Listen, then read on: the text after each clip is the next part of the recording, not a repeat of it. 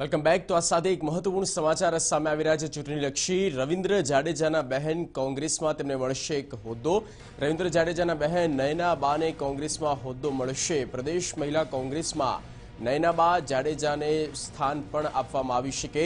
પ્રદેશ મહિલા કોંગ્રેસના મહામંત્રી તરીકે પણ તેમને સ્થાન અપાઈ શકે છે।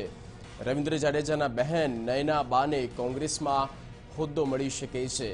એક તરફ જ્યાં રીવાબા જાડેજા બીજેપીમાં જોડાયા છે, ત્યાં તેમના નણંદ એવા રવિન્દ્ર જાડેજાના બહેન નયનાબા કોંગ્રેસમાં છે અને તેમને કોંગ્રેસમાં એક હોદ્દો મળી શકે છે।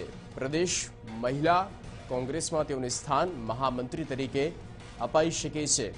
લોકસભાની ચૂંટણી નજીક છે ત્યારે ક્ષત્રિય મતદારો જ્યાં બીજેપી તરફ એક તરફ રીવાબાને જોડાતાની સાથે તેઓને આકર્ષાયા છે, ત્યારે ફરી એક વખત કોંગ્રેસે પણ રવિન્દ્ર જાડેજાના બહેનને સ્થાન આપવાની વાત કહી છે।